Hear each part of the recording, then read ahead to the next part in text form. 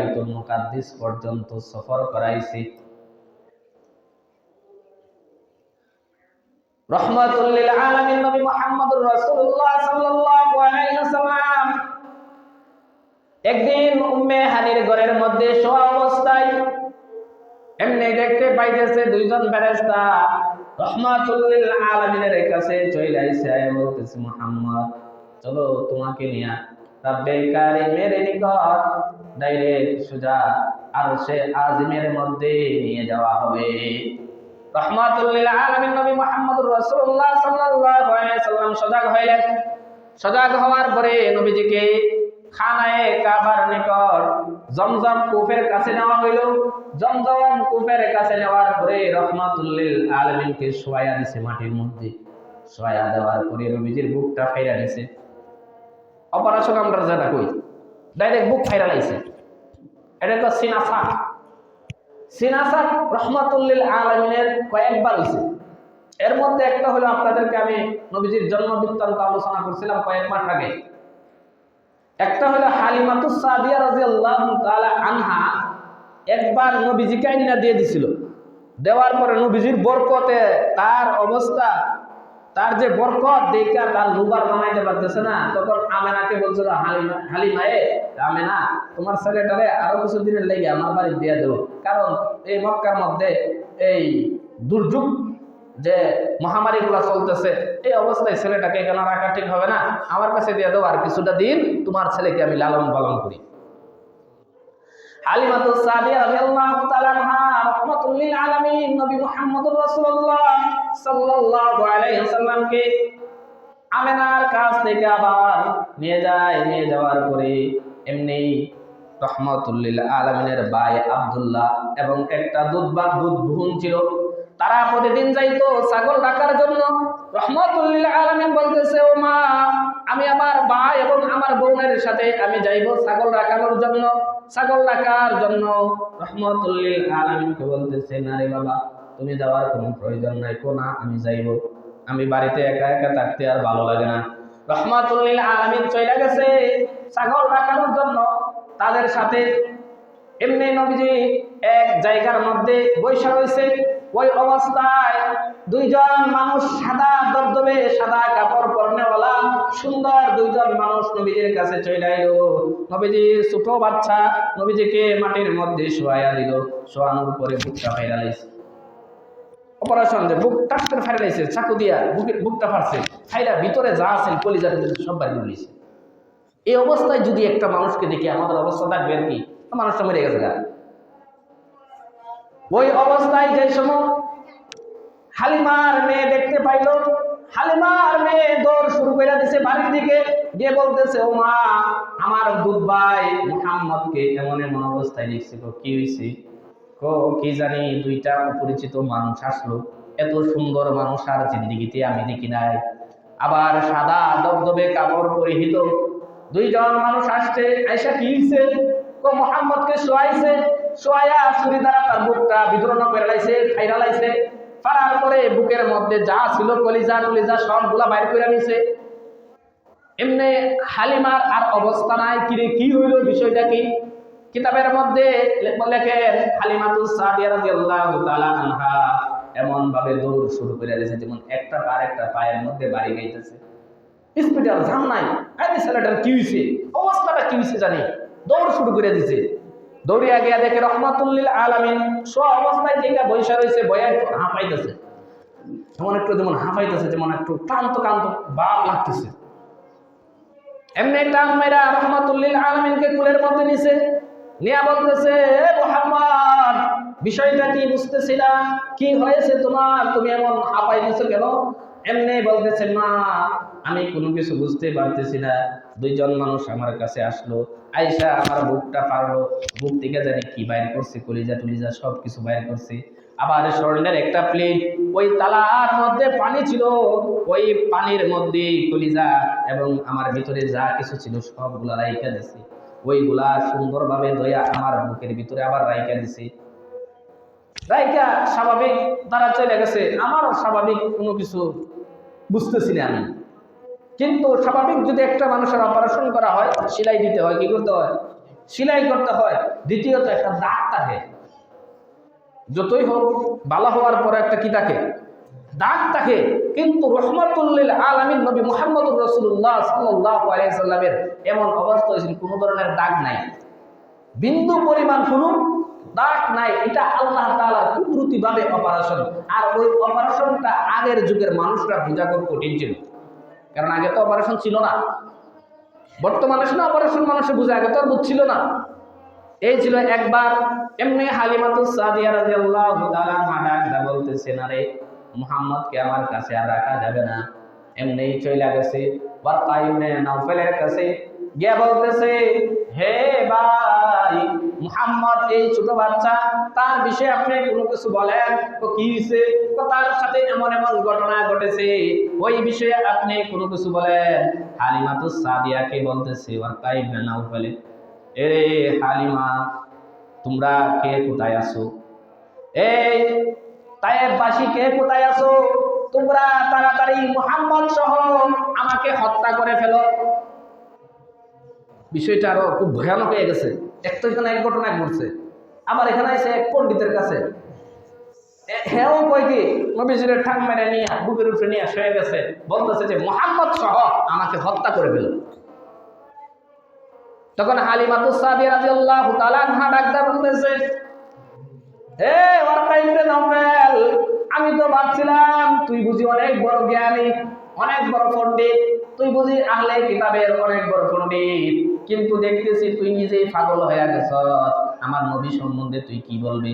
আমার বাচ্চা সম্বন্ধে তুই কি বলবি? চিকিৎসার প্রয়োজন নাই, আমার বাচ্চার চিকিৎসার প্রয়োজন নাই, বরং তোর চিকিৎসাটা আগে কইরা নে। কইরা মুহাম্মদ সাল্লাল্লাহু আলাইহি ওয়াসাল্লাম টান মাইরা বুকের মধ্যে নিয়ে গেছে, বলছে আর প্রয়োজন নাই। এমনি আশপাশের মানুষগুলাকে বলতেছে, এ মানুষেরা, তোমরা যদি বাঁচতে চাও তাহলে মুহাম্মদকে হত্যা করো, কারণ ওই বাচ্চাটা ভবিষ্যতে সে নবী হবে। সুবহানাল্লাহ বলেন না? ছোট থাকতে নবীজির জন্ম সূত্রে মানুষগুলা আহলে কিতাবেরা, যারা তাওরাত জবর ইনজিল কিতাবের পণ্ডিত ছিল, তারা জানতো নবীজিকে দেখলেই চিনে লাইতো যে উনি নবী মুহাম্মদ, শেষ নবী, শেষ জামানার নবী মুহাম্মদ হবে, দেখলে চিনে নিত। তখন হালিমাতুস সাদিয়া ডাকদা বলতেছে, হে ওয়ারকা ইবনে নাওফাল, আগে তোর চিকিৎসা কর, আমার ছেলের চিকিৎসার কোনো প্রয়োজন নাই। হালিমাতুস সাদিয়া রাদিয়াল্লাহু তাআলা আনহা আরো গামড়ায় গেছে, আমার বাচ্চার জানে আরো কি বিপদ আছে সামনে, তারে আমার কাছে রাইখা লাভ নাই, কারণ বাচ্চা তো এটা আমার না, আমি তো শুধুমাত্র দুধ পান করানোর জন্য আনছি। ওই বাচ্চাকে তার বাবার বাড়িতে ফাটাইয়া দে, না হয় কোন সময় কোন বিপদ চলে আসে। দুইটা বিপদ হয়ে গেছে, এক নম্বরে বুক ফাইরা, দুই নম্বরে আবার ওয়ারকা ইবনে নাওফালের কাছে সোজা হয়ে গেছে। হালিমাতুস সাদিয়া রাদিয়াল্লাহু তাআলা আনহা সোজা আমিনার কাছে নিয়ে বলতেছে, আমিনা, তোমার ছেলেকে তুমি গ্রহণ করো, তবে চাইনা করি আমিনা, তোমার ছেলে ভবিষ্যতে খুব একজন ভাগ্যবান সন্তান হবে। ওই ছিল একবার। দ্বিতীয় নম্বরে রাসূল সাল্লাল্লাহু আলাইহি সাল্লাম যে সময়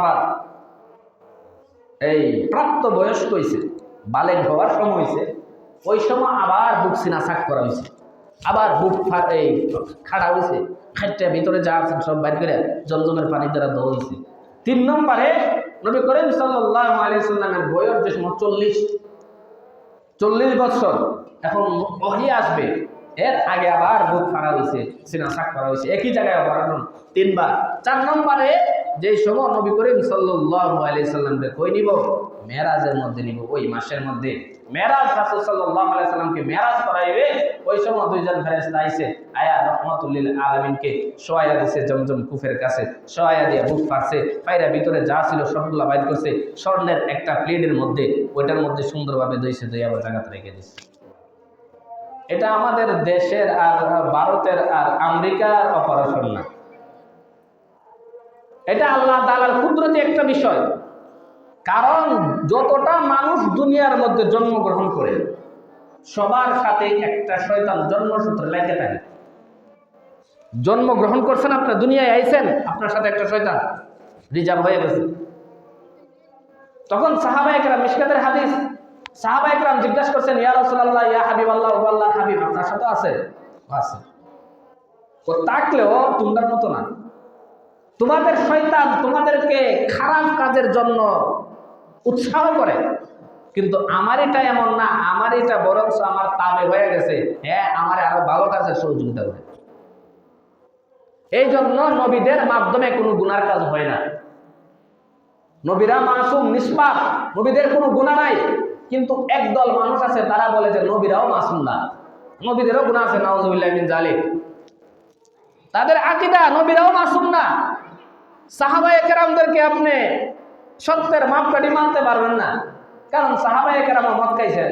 আরে তারা মদ খাইলেও তাদের এক ওয়াক্তের নামাজ আর তোমার সারা জীবনের নামাজ যদি এক পাল্লার মধ্যে লেখা হয়, তাদের সমান হইবেন দূরের কথা, তাদের কবরের দুলার সমান যাওয়ার মতো আমাদের ক্ষমতা আছে। এই জন্য রহমাতুল লিল আলামিন নবী মুহাম্মদুর রাসূলুল্লাহ সাল্লাল্লাহু আলাইহি ওয়াসাল্লাম ওনাকে জমজম কূপের কাছে শোয়ানো হলো।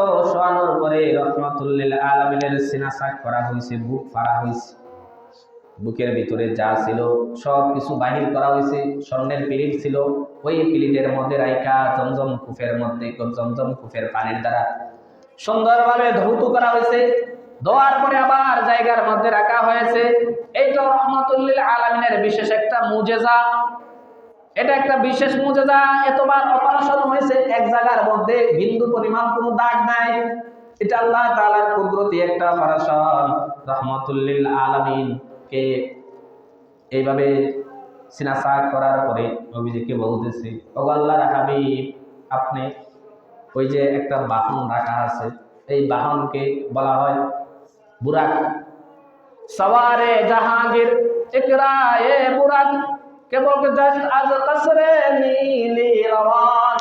সওয়ারে জাহাঙ্গীর ইকরায়ে বুরাক কেবল জাস্ট আজ কসরে নীলি রওয়ান। রহমাতুল লিল আলামিনের সামনে একটা বাহন রাখা হয়েছে, একটা বাহন, এটার নাম হইল বুরাক। বুরাকটা হইল গাদার চেয়েও একটু ছোট আর কচ্ছপের চেয়ে একটু বড়, এমন পরিমাণ একটা প্রাণী, এটাকে বলা হয় বুরাক। আর তার দ্রুত গতি কতটুকু, যাওয়ার গতিটা কতটুকু, গতি হইল গিয়া তার চোখে যতটুকু দেখে অতটুকু লেগে একটা পা, একটা কদম, চোখে যতটুকু দৃষ্টি দেখে বিদ্যুতের চেয়েও আরো দ্রুত, বিদ্যুতের চেয়ে আরো দ্রুত একটা পা, যে জায়গায় চক্ষু যতটুকু পর্যন্ত তার দৃষ্টি যায় অতটুকু পর্যন্ত তার একটা কদম, একটা পা গিয়ে পড়ে। ওই লোকে বাহনের গতি, এই বিষয়গুলা বুঝানি আগের যুগে খুব কঠিন ছিল, কারণ প্লেন ছিল না, রকেট ছিল না। তাদেরকে এই বিষয়টা বোঝানো কি ছিল, প্রচুর কঠিন ছিল। অপারেশন বোঝানো খুব কঠিন ছিল, নাকি এটা একটু পাগলে পাইছে। কিন্তু বর্তমানে বোঝানিটা মোটামুটি কি হয়ে গেছে, সহজ হয়ে গেছে। কারেন্ট একটা বিষয়, এখানে আপনি চুইস দিচ্ছেন, সেকেন্ডের মধ্যে ব্রাহ্মণবাড়িয়া পর্যন্ত যাইতে সময় লাগবে, সময় লাগতো না, সেকেন্ডের মধ্যে যাইব। এই জন্য আধুনিক যুগ, বর্তমানে বোঝানোটা মানুষদেরকে মোটামুটি সহজ হয়ে গেছে।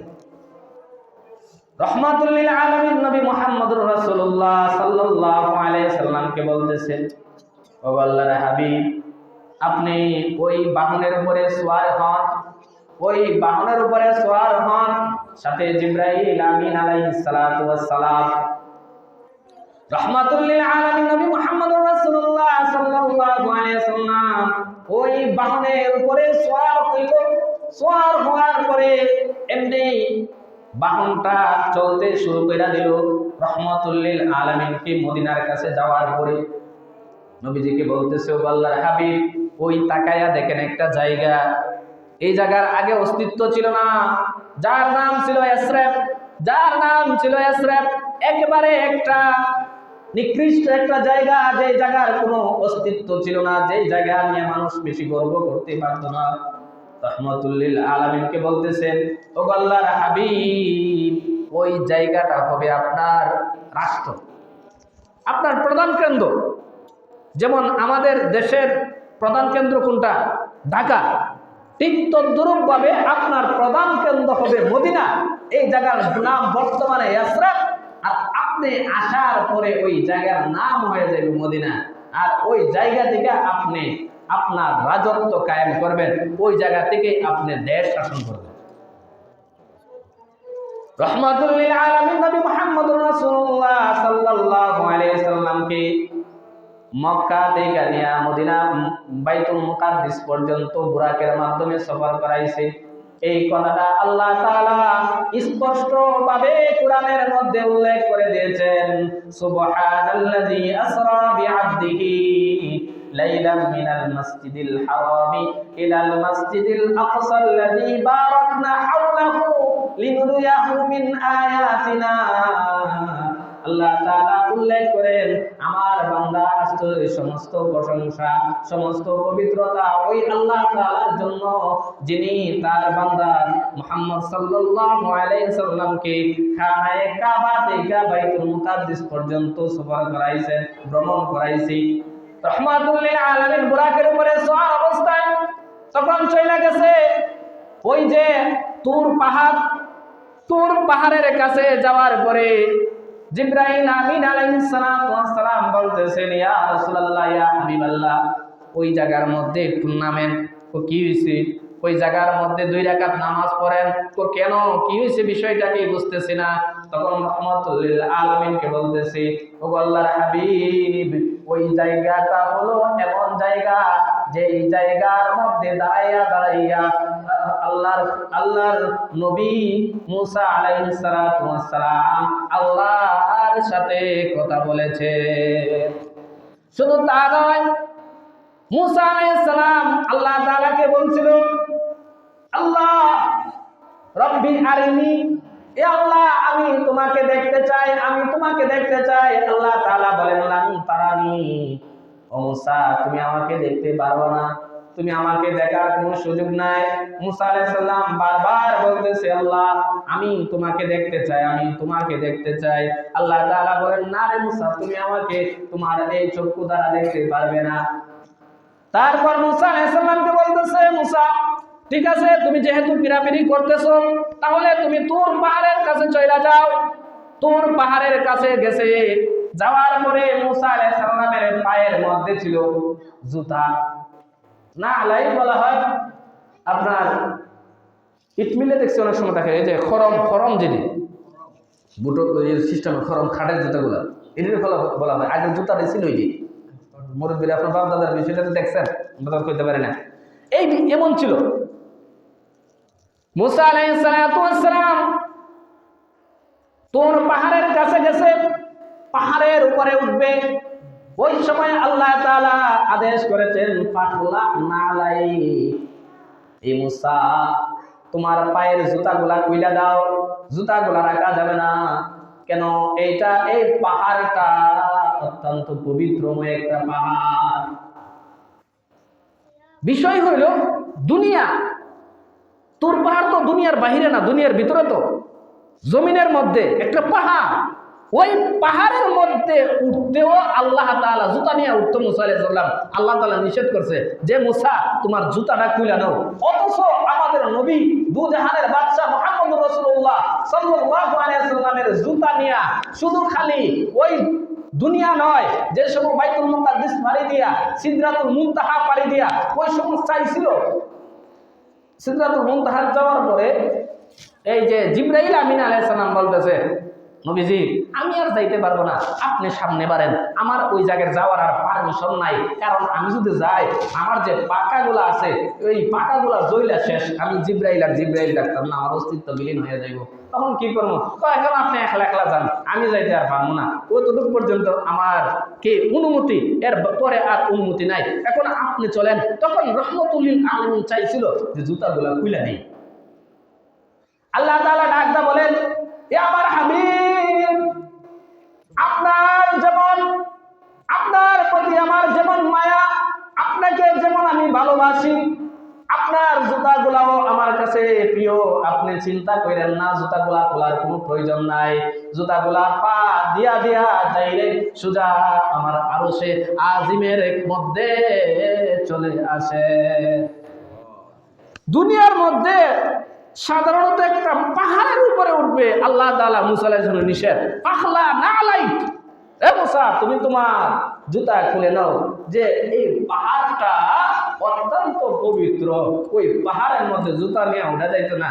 আর আমাদের নবীকে বলে তোর পাহাড় কি, তোর পাহাড় তো কিছু না, সাত আসমান সাত জমিন আরশ কুরসি সব কিছু, যার আরশ হইল কি এমন একটা জায়গা যেই যার আরশের নিচে সমগ্র সব কিছু আল্লাহ তাআলার সৃষ্টি যা আছে, সাত আসমান সাত জমিন, এরপরে সিদরাতুল মুনতাহা, আপনার জান্নাত জাহান্নাম, অর্থাৎ সৃষ্টি যা আছে, সৃষ্টি যা আছে সব কিছুর নিচে হইল আরশ। অর্থাৎ আল্লাহ তাআলা বুঝাই দিয়েছেন, হাবিব আমার আপনার জন্য আমি এমন সম্মানের ব্যবস্থা করছি, আপনার জুতার নিচে গোটা দুনিয়া নয়, শুধু জান্নাত জাহান্নাম সব কিছু আপনার জুতার নিচে। এত দাম আমাদের নবী। তারপরে রহমতুল্লিল আলামিনকে বলতেছেন, আপনি এটা হলো এই তুর পাহাড়, ওই বিষয় যে আল্লাহ তাআলার সাথে মুসা আলাইহিস সালাম কথা কইছেন, এর মধ্যে আরো লম্বা ঘটনা ইনশাআল্লাহ আস্তে আস্তে আলোচনা হবে। এখন বিশেষ যে কথা, এই মাসটা কি চলে? রজব। এটা কি মাস চলে? আরবির সাথে আমাদের সম্পর্ক নাই। এটা কি মাস চলে? রজব। সামনের মাস শাবান, এরপরের মাস কি? রমজান। ওয়াজের শুরুতে আমি বুঝাই দিছি, আপনার গুরুত্বপূর্ণ, যেমন আপনাদের মাহফিল গেছে, মাহফিলের দিন আপনারা প্রস্তুতি গ্রহণ করেন না এর আগ থেকেই? আরে মাহফিলের দিন কি আপনারা প্রস্তুতি গ্রহণ করেন না এর মাস 2 মাস আগ থেকেই প্রস্তুতি? এটার কালেকশন করতে দিব, প্যান্ডেল সাজানোর টাকা বাইর করতে দিব, পোস্টারিং করতে দিব, মেহমানগুলার দাওয়াত দিতে দিব, সব কিছুর ব্যবস্থা করার পরে গিয়া মাহফিলের দিন মানুষের কাজ করে না, আনন্দ উপভোগ করে, আনন্দ উপভোগ করে। এই দিন কিছু একটু কাজও থাকে, বিশেষ কাজ, এই কাজটা আমরা স্বাভাবিক থাকে না, আনন্দের মধ্যে থাকে। ঠিক তদ্রূপ ভাবে রাসূল সাল্লাল্লাহু আলাইহি সাল্লাম বলেন, রজব এবং শাবান মাস তোমাদের প্রস্তুতি গ্রহণের মাস, আর রমজান মাস হইল ইবাদত করবা, আর এক এক ইবাদতের বিনিময়, এক এক রাত্রির বিনিময় তোমাদেরকে 1000 মাসের সওয়াব তোমার আমলনামার মধ্যে আল্লাহ তাআলা দান করবে। এই জন্য প্রস্তুতির দরকার আছে নি? কেমনে? ফজর তো ঘুমাইয়া আপনার ওয়াজের প্রস্তুতি কেমনে করছেন? হাত পা বাটাইয়া, লেফের তোলে ঘুমাইয়া, না কি করিয়া লেফ ফালাইয়া দৌড়া দৌড়া ওই গেছেন অনেক সময় মুরাদনগর, একসময় দাররা, এর বাড়ি ঠের বাড়ি দৌড়াদৌড়ি করছেন নি? এখন আমাদেরও প্রস্তুতি গ্রহণ হইল, এখন থেকে অতীতে যা করছি আল্লাহ তওবা করলাম, মাফ করে দেন। সামনের 2 মাস প্রস্তুতি গ্রহণ, ইবাদত, 5 ওয়াক্ত নামাজ ছাড়বো না, মধ্যে মধ্যে তাহাজ্জুদ করবো, আর রমজান মাসে পুরাটা মাস আমরা গোলামি করবো। রমজান মাসের রুটিন, আমাদের রুটিন ছিল, মাদ্রাসার রুটিন কি জানেননি? তারাবির নামাজ পড়তাম, পরে সেটা হুজুরে হালকা একটু বয়ান করতো, পরে একটু চা পানের ব্যবস্থা করতো, চা পান খায় ঘন্টা 2 ঘন্টা ঘুম না, গৈরাগুড়ি করার সুযোগ দিত, শরীরটা একটু রেস্ট নেন, পরে তাহাজ্জুদের নামাজ আবার জামাতে শুরু হয়ে যেত।